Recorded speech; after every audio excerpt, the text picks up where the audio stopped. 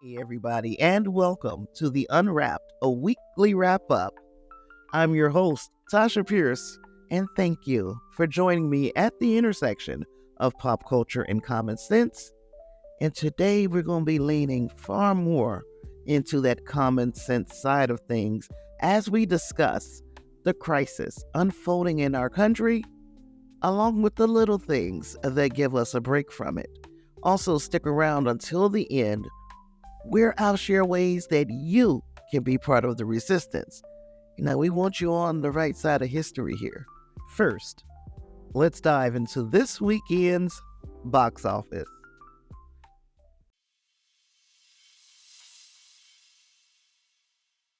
And the big movie released this weekend was Mickey 17 from Warner Brothers and Plan B.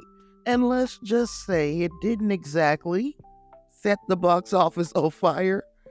It made a $19 million in its debut weekend, pulling in $7.7 million on Friday. That includes the $2.5 million from the Thursday night previews, and it earned a so-so B cinema score. Now, normally, when a studio drops this kind of cash on a movie, which was like well over $118 million before marketing, and it has this kind of opening, I'd call it a flop. But I'm not going to call Mickey 17 a flop because it was going to always struggle. Why, Tasha? Why do you say that? I am so glad you asked. It is because it is what I have been calling for years in film. It's original. It's an original sci-fi, and that is a tough sell, even when it comes from a filmmaker as brilliant as Bong Joon-ho. Here's the thing. Studios need to take these kinds of risks. We want to see risks like this taken for original filmmaking because the market is so oversaturated with remakes and big IP franchises. Sometimes we just need something original. Also, the industry is still trying to get people to get their asses back into theaters. And backing a multi-Oscar winning, genre-bending director like Bong is not the worst idea. The big issue is the budget. The budget. There were people who are reporting, in fact, Deadline is reporting, that reshoots pushed this film another $10 million higher. And then marketing estimates put the print and advertising globally at around $80 million. But we do have David Zaslav's old penny pinching ass. Who knows how much was really spent, but it's reasonable to estimate $80 million. And then for that $80 million, the marketing was underwhelming. Remember back when the first trailer dropped, it barely made a ripple. That's the challenge with original stories. You don't have a built-in fan base like you do for some of the larger IPs, but Warner Brothers realized, okay, this didn't make enough noise, so they made a little pivot. They reworked the campaign to make Robert Pattinson's character more relatable, hoping to draw in women and younger male audiences, because let's just be honest, those are not your biggest consumers of traditional sci-fi. They're not big. Now, don't sleep on women in sci-fi. We love it, just not in huge numbers. So after that first lukewarm trailer, here is where Warner Brothers dropped the ball. After that first trailer, they had 5 months to build hype. 5 months. What did we get in that 5 months? No major marketing stunts, no presence at San Diego Comic-Con, no presence at New York Comic-Con, no presence at any Comic-Con, and all of those are missed opportunities. Now, The studio backed Bong Joon. I don't never always have a problem saying his name. Bong Joon-ho in nailing the right ending. Apparently, the most intriguing part of Mickey 17, which is a 2-hour, 17-minute long movie, the most intriguing part is that ending. But the bigger conversation here is, we have filmmakers like Brady Corbett. He did The Brutalists. That movie was 3 hours plus. Had a freaking intermission at the movies. He pulled that off for under $10 million. Of course, there is that whole AI type of scandal that went on, but we'll talk about that another day. So Brady Corbett managed to keep the cost down on this original 3-hour movie that was critically acclaimed. So why can't we do that with these $118, $120 million movies? How do we not break the bank and still put out a quality film? At the end of the day, Mickey 17 was a gamble. Warner Brothers swung for the fences, and I ain't mad at them.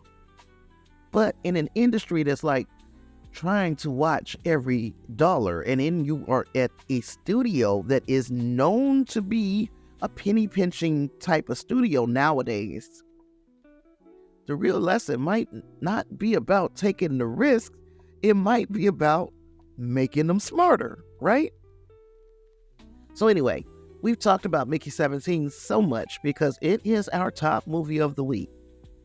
This is, of course, estimated. I think it had a 3-day of $19 million. Now, our number 2 film in its 4th week is Captain America: Brave New World, which ironically and technically did not get the same grace that I've been trying to give to Mickey 17 here. People were calling its opening a flop. Now, its domestic total is $176.5 million. Its 3-day on its 4th weekend was $8.5 million. I think the same grace should have been afforded. Captain America: Brave New World was going to be a tough sell. Because let's be real, right now, being the captain of a place called America is probably not the flex you think it is. And this is why they have always tried to separate Captain America from America. It's not something that just started with Anthony Mackie when he made his comments a few weeks back and everybody got their panties all up in a bunch. It has always been this. How do we market this? How do we market Captain America to countries outside of the United States? And what worked for them has been saying, hey, his name is Captain America, but he's just a great dude. He's not just the Captain of America, He's a good guy. And somehow people act like they don't remember that. They act like they don't understand that. So anyway, I went on a tangent. Last Breath is our number 3 movie. It had a 3-day total of $4.2 million in its 2nd week. In its 3rd week at number 4, The Monkey had a 3-day total of $3.9 million. And finally, in week 4, at the number 5 spot is Paddington in Peru. That 3-day was $3.85 million. And that ends our box office segment this week. Now, if you're planning to head to the movies this coming weekend, Novocaine is coming out with Jack Quaid. Y'all know I love little Jack Quaid. I love that little boy. I like him because, of course, his presence in Star Trek Lower Decks. But also, I love the boys. So I am rooting for Jack Quaid to make this big old crossover onto the big screen, and I hope he's able to pull off a winning weekend. We also have Opus and Black Bag coming out this weekend. I kind of expect those 3 movies to take the top 3 spots in some order, and then we will see what the holdovers will be from last week's films.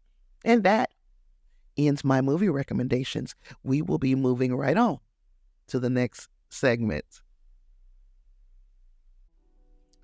So, in some of our Trump administration coverage for today, Trump is stacking the Kennedy Center's board with his people because, of course, he is.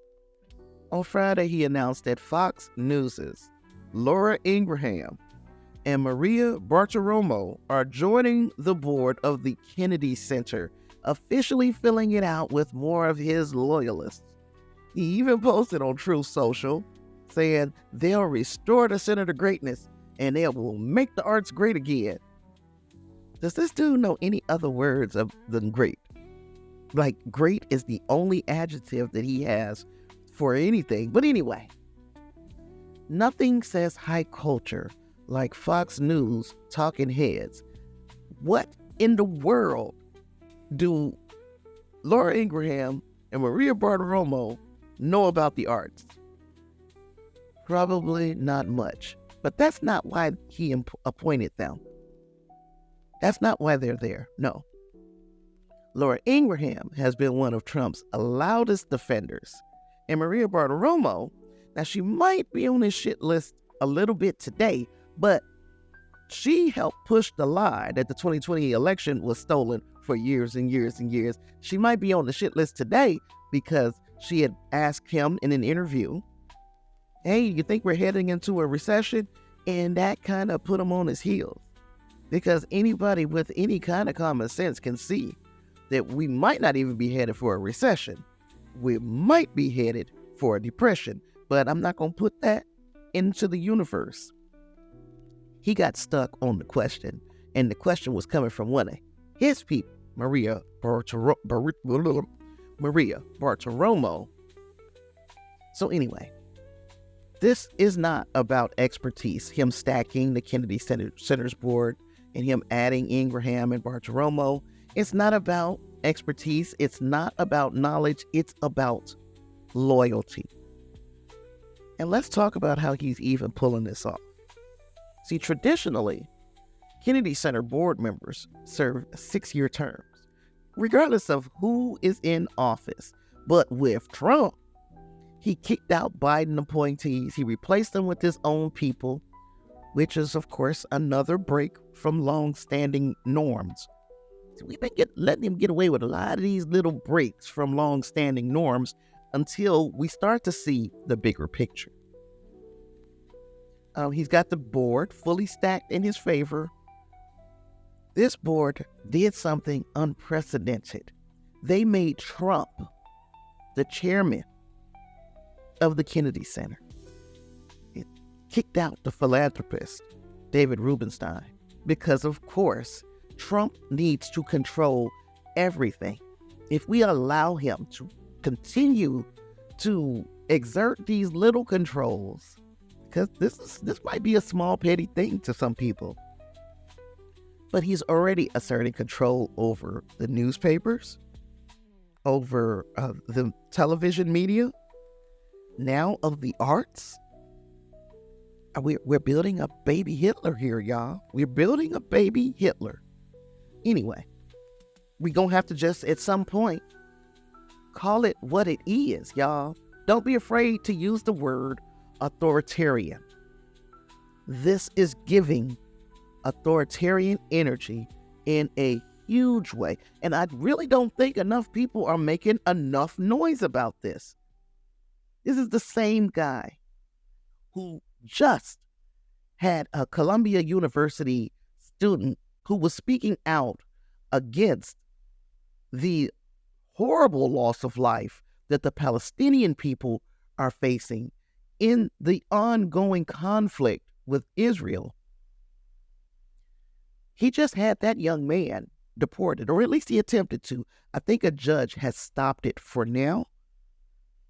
He had that young man deported for bringing to light the atrocities that are faced by the Palestinian people, trying to say that if you sympathize with the Palestinian people, then you are anti-Semitic.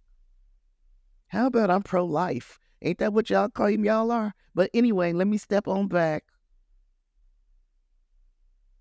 We also had Trump, who eliminated DEI programs, arguing that diversity initiatives mean people aren't getting positions based on merit. But now he's handing out powerful roles based on nothing but blind loyalty. I got it. Mm-hmm. And let's not ignore this really, really big picture. We see we're heading down authoritarian territory. In the last election, 92% of Black women, 80% of Black men voted against him. We can see that he is on a revenge tour. He's going after anyone who has ever opposed him. And with his history, ain't it fair to wonder if Black people who overwhelmingly rejected him at the polls, isn't it fair to wonder if Black folks are in his crosshairs next? Meanwhile, the Kennedy Center itself is already feeling the impact of this hostile takeover. Over 20 programs have been canceled or postponed since Trump put his stamp on the institution. Just this week, the producers of Hamilton scrapped plans for a 2026 performance in protest. Issa Rae, Hamilton, and I can imagine, there's already been 20, I can imagine so many more, until there is nothing but MAGA art being played at the Kennedy Center. It's going to be like a freaking propaganda arm for the Trump administration.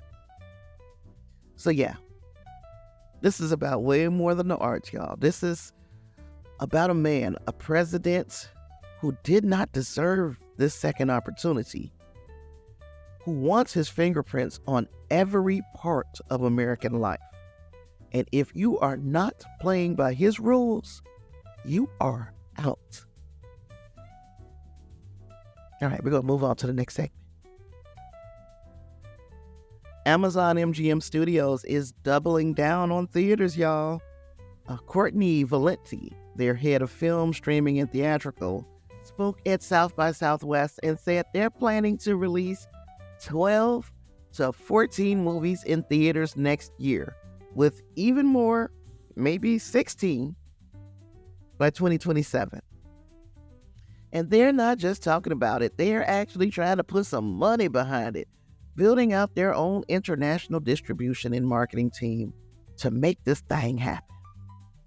Now, ordinarily, this would be great news for movie theaters, and some exhibitors have been super hyped about it on their earnings calls.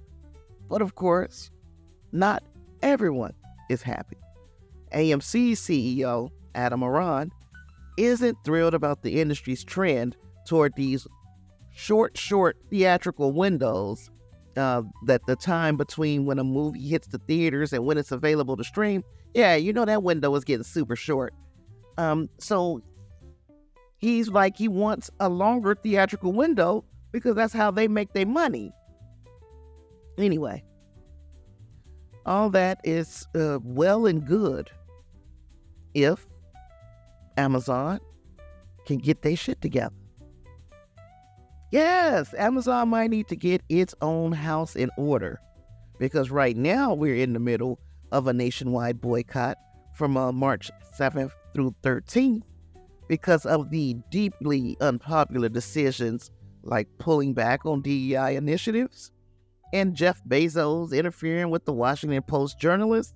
And then here we just get announced that they're going to start airing The Apprentice. The old, they're going to pull that shit out and blow dust off of it to appease Trump. So there's been a lot of appeasing Trump. But anyway, so Jeff Bezos has been interfering with the Washington Post journalists.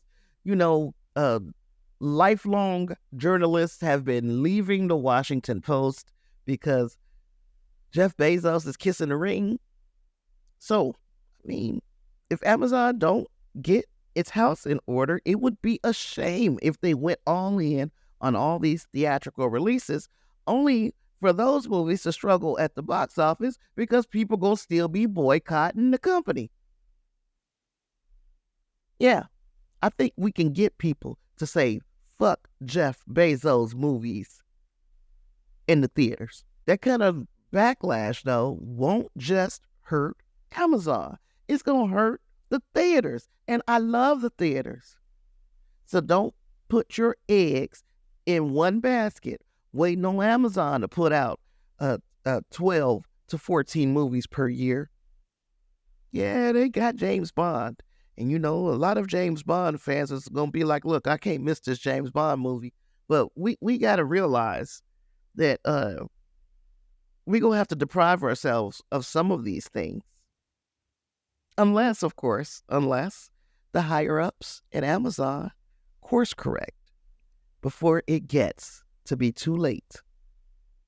Right now, it's a 1-week boycott, but we can make it longer, Jeff. We can make it longer.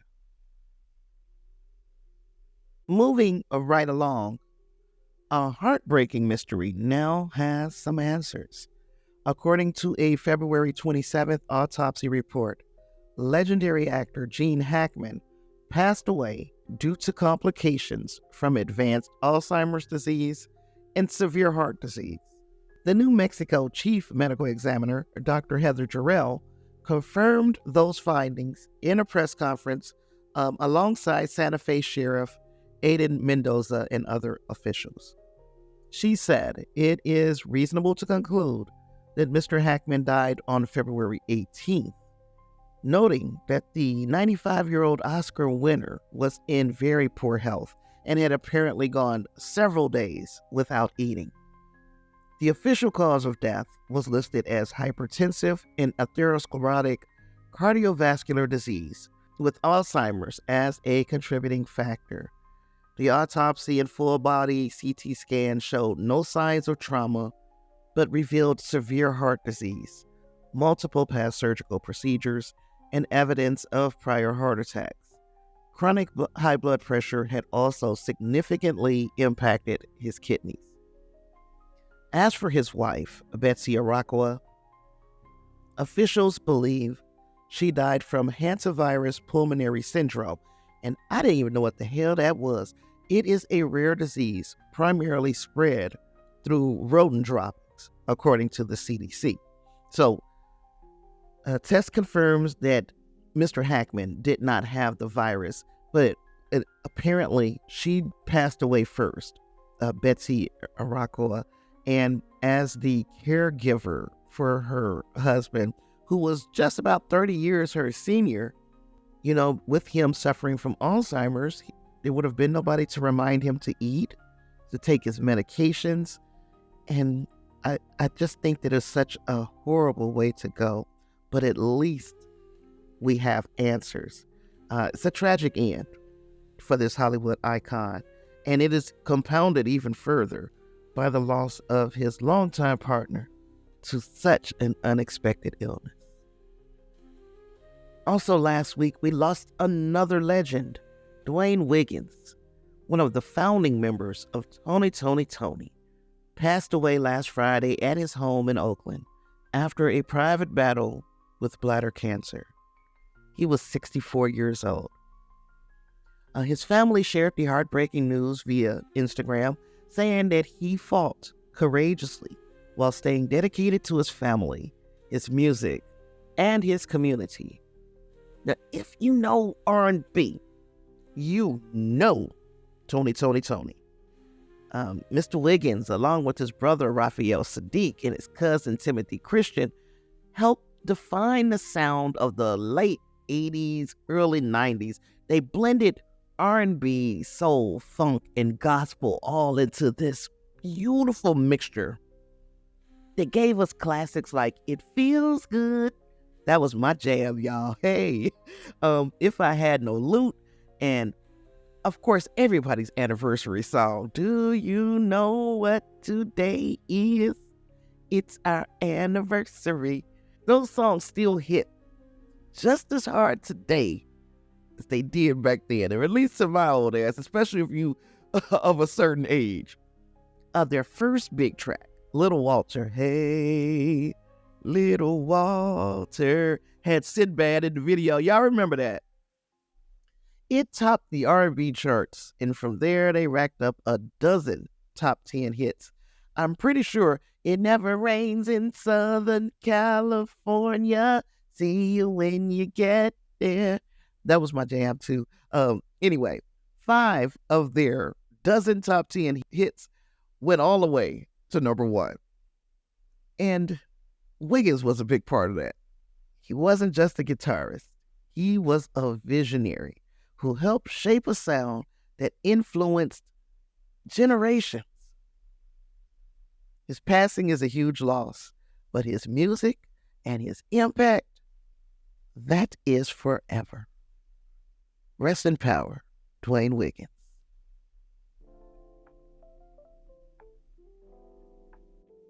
In other news last week, Trump-appointed FCC Chair Brendan Carr is out here pressuring YouTube TV to add so-called faith-based programming, which would be one thing if it weren't already available on the platform. But let's be real. He's not talking just about faith-based content in general. He's talking about one network in particular, Great American Family. And that raises the question, what's in it for him? Carr sent a letter to Alphabet and Google's CEOs claiming that YouTube TV is deliberately marginalizing faith-based and family-friendly content by not carrying Great American Family.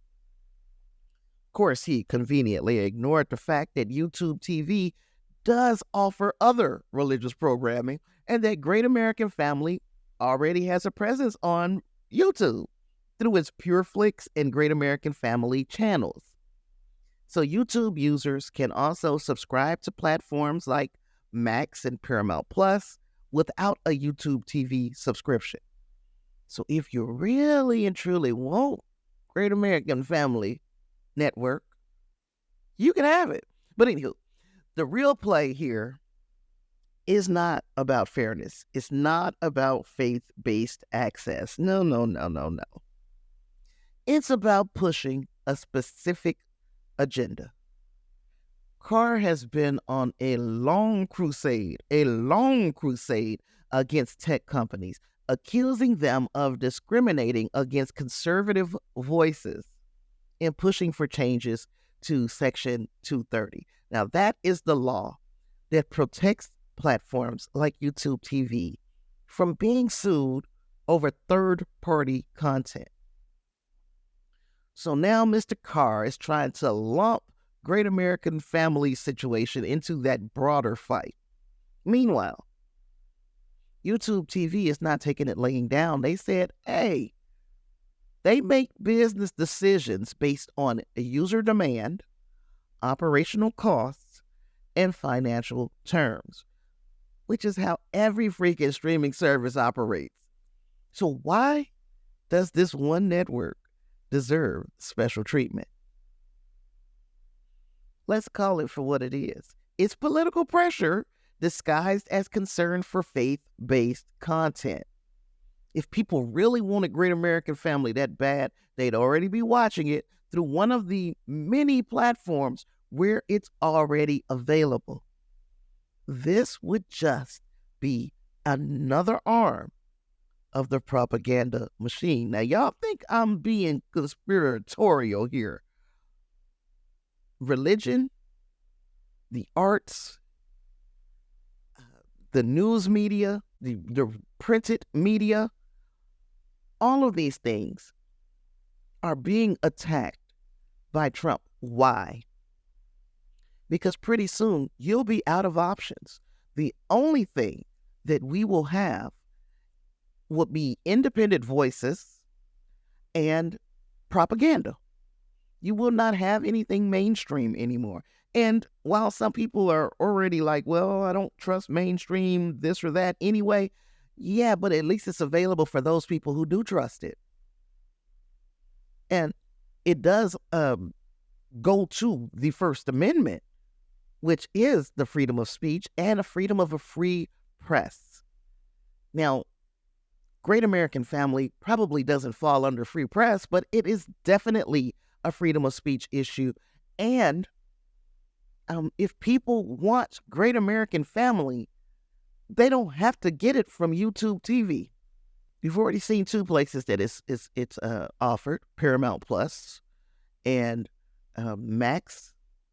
Go there, especially if the other side of the conversation, what I'm calling the resistance, the rebellion, we're going to spend our money, right, where it is appreciated. And I'm going to recommend that to the other side as well. If you feel like your dollar is not being appreciated by YouTube TV, by all means, go somewhere else. You don't get to have your say, your way with everything. In fact, if enough people pressured YouTube TV, they would already be carrying Great American Family. So apparently, your gripe is not with YouTube TV. It's with the other lovers of Great American Family who are not pushing the issue with YouTube TV. Well, maybe, possibly, it's because they're already subscribed. And they're getting their Great American Family on Paramount Plus and Max. Tell me what you think about that.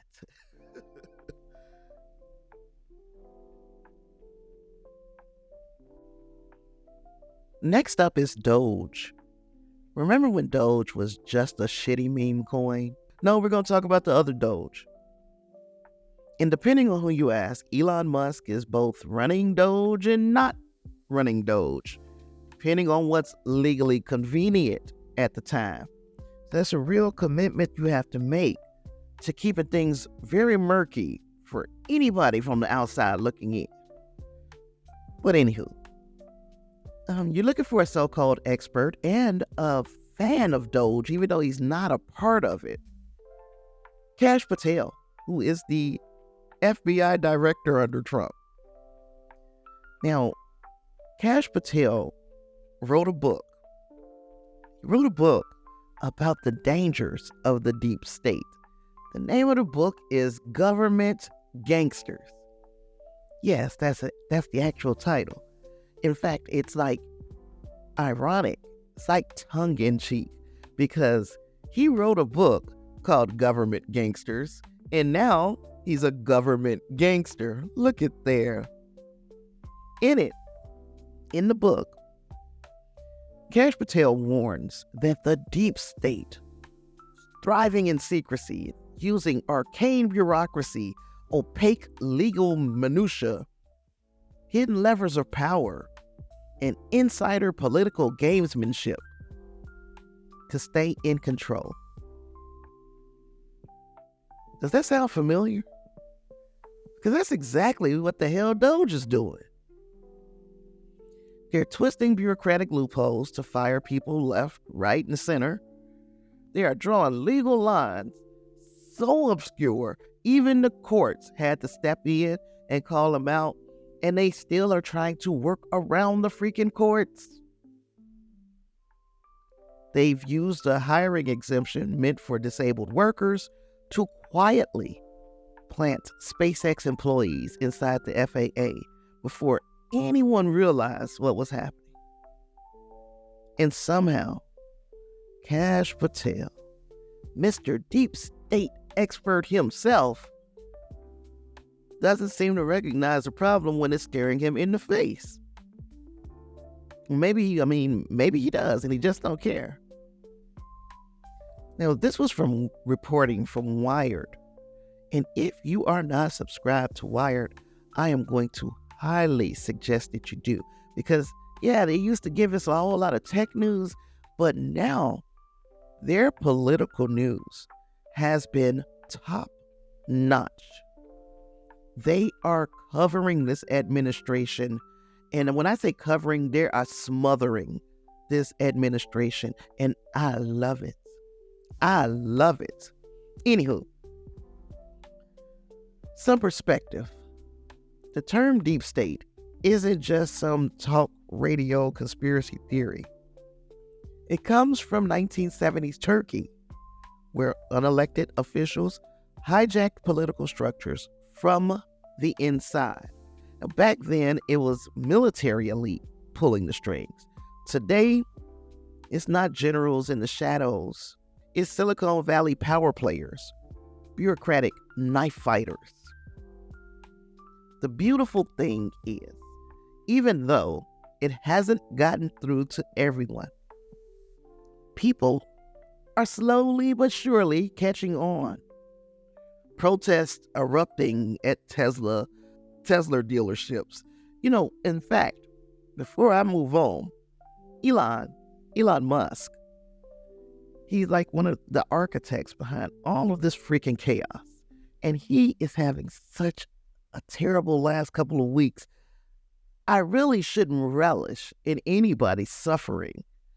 And he's not suffering. Let's be real. He lost, I believe, $145 million since Trump's swearing in ceremony. I said 145 million. Pardon me. I meant 145 billion. He's lost $145 billion since Trump's swearing in ceremony, but he's got plenty. He's got plenty to spare. So it's hurting a greedy ass person like Elon Musk. But it's really not hurting him. He's still got more money that he can spend in like 10 lifetimes. So anywho, protests have been erupting. So Tesla stock is tanking. We had SpaceX lose another rocket last week. Just yesterday, at the time of this recording, Twitter, X, whatever we're calling it nowadays, it was down for hours. It's just like so much winning. I love all this winning for them. I love it for them. But anywho, these protests are not just erupting in blue districts. They are erupting in deep red districts. And that's so wonderful to see, because I know that there is a difference between conservative and MAGA. MAGA is its own political party at this point. I'm talking about regular conservatives. Once you get past, oh God, I'm going to have to cross party lines and stand with the Democrats. I don't care how you vote. This is not about Democrat and Republican. It's not about the petty differences between us. It is about saving our democracy.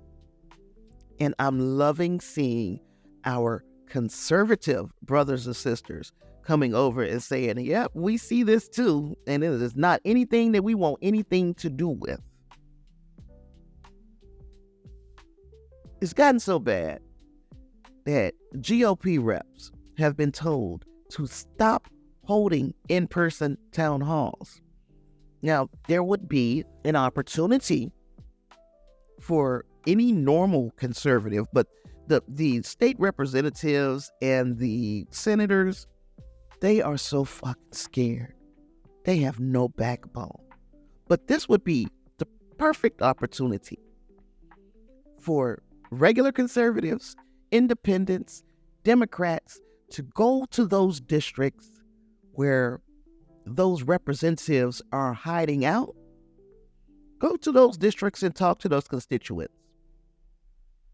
And hopefully get them to see that what's going on is not normal. Now, the Supreme Court has handed Doge a couple of little defeats here lately. And some of these wrongly fired workers are starting to get their jobs back. So it looks like Amy Coney Barrett, it looks like she has been disillusioned by what's going on in the Trump administration. She has broken ranks a couple of times now and voted along with the liberal side of the Supreme Court. Now, the Supreme Court is stacked in Trump's favor. But if people like Amy Coney Barrett are continuously stepping over party lines and kind of doing what's right, well, now she's got a bullseye on her back. So I hope she's being careful, but I also hope that she continues with this resolve. And it's crazy. This is Women's History Month, or it's Women's Month. And we had a Women's Day the other day, but I take the whole month, baby. The whole month. And if you notice, it's the women who are standing up to Trump.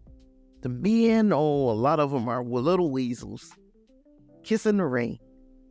These women are demonstrating a resolve to keep this democracy exactly as it is. We want to hand this democracy over to our children and our grandchildren, great-grandchildren, nieces, nephews, people you love. You want to hand it to that next generation completely intact. Women are not falling for the okie doke. Now, I'm not saying all women. There's always those outliers. A Marjorie Taylor Greene and, the such. Once I say her, you can just put a little bunch of people around in her orbit. But she is like the center of the MAGA world as far as women. She is their Mother Mary. Anywho. So yeah, the Supreme Court has been giving Elon, Doge, and Trump the business. Now, Patel, because you can learn a lot from a dummy sometimes, right? Patel himself even admits in his book that the deep state only works if people don't know what's going on, or if they believe it's for their own good. It's almost like every accusation is an admission. Every accusation is an admission. So anyway, the moment that you break the illusion, the control is gone. And right now, Doge ain't fooling nobody anymore. Either you're willfully ignoring this shit. Their moves are not just noticeable, they're impossible to ignore. So you're either just willfully burying your head in the sand because you don't want to believe that the people that you worship, because that's what this is, to me it's a cult, the people that you worship are fucking fascists. I'm calling it what it is, y'all. The question is, will the people in power acknowledge that Doge is the very thing they claim to stand against? Like, at what point will they just say, we taking the mask off? At what point do the senators and state representatives stop looking the other way? Because look, it's happening. The thing we were warned about, the thing people swore could never take hold here, it's creeping in, bit by bit. Signs are all there. Loyalty test over qualification, the erasure of dissent, the consolidation of power under one man's thumb. And yet a whole chunk of the country still doesn't see it for what it is, or at least they pretend to not see it for what it is. The warning signs, they're not just in headlines.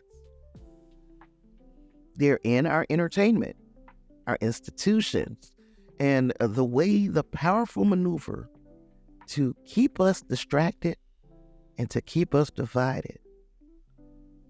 That's why I try to break it down, and many others are trying to break it down, because the moment we stop paying attention is the moment it takes hold for good. At the end of the day, this isn't just about one election. We are not just sore losers. This is not about the election. It's about this administration And it's not just about this one. It's not about one policy shift. It's about a system that's being reprogrammed in real time. It's being restructured to serve the few at the expense of the many. And y'all know I'm a Star Trek girly. The needs of the many always outweigh the needs of the few. And if history has taught us anything, it's that once power consolidates like this, getting it back is damn near impossible. So while I was recording this segment, I was bombarded by the execs. It came in bright and early in the morning wanting a freaking meeting. The execs, of course, are Ashton and Amira, also known as my grandchildren. So now that we have given them back to their rightful owners, I guess I could close this thing up. We can ignore the warnings. We can pretend this is all just politics as usual. Ain't nothing usual about this. The walls are starting to close in. And when the rules no longer apply to the people in charge, we can't say we didn't see this coming. Now, just because it's coming doesn't mean we have to stand for it. So there are a few resistance movements that I will inform you about in case you did not know. First and foremost, there is underway right now a 40-day Target boycott, 7-day Amazon boycott, and of course multi-day Tesla boycotts throughout the United States. The 7-day Amazon boycott ends on the 13th of March. That 40-day Target boycott will end at the end of Lenten season. That's right, people are giving up Target for Lent. And Tesla, well, we're going to keep our foot on their throat as long as Elon has his foot on ours, right? On March 14th, there will be an amendment march. Also, a veterans march. So mark your calendars. Also, March 21st through 28th is a Nestle boycott. That one's going to be tough because Nestle has its tentacles in an awful lot of stuff that maybe you didn't know about. We'll talk about some of those things in our next episode, and then I will then provide you with more boycotts as we get closer to the actual boycott and tell you what they all are about. Now, if you're interested in studying ahead, you look in the show notes, there will be a list of all of the boycotts that I am aware of at this present time. Now, if you are aware of some boycotts or some demonstrations or some things that we might want to take part in, town halls, whatever, let me know at snapaftermoviestv@gmail.com. You will find that email address in the show notes as well. And again, Black folks, we on that hit list. Find any way to contribute to these efforts, but do not go out into the streets. If you go out into the streets, we're playing right into their hands because they're going to see us, of course, as soon as they see a Black person, they see violence, they see aggression, and they see an opportunity to misuse law enforcement and or the military in a way to kind of knock us down. And we don't want to be the reason that they establish martial law. It's going to have to be for something else. Cannot be because of us, right? Do not go out into the streets. Find other ways to contribute to the efforts. We're going to look out for our own safety, but we are still going to make our voice heard, and we're going to still continue to be a part of this rebellion. We're going to keep up the economic pressure, and we're going to think of other ways that we are going to be able to get our point across. Because at some point, we are going to have to consider work stoppages. Work stoppages is the economic pressure that we need right now. And that's the only language that these oligarchs understand. Dollars and cents. They don't have compassion. They don't have empathy. The only thing they understand is the almighty dollar.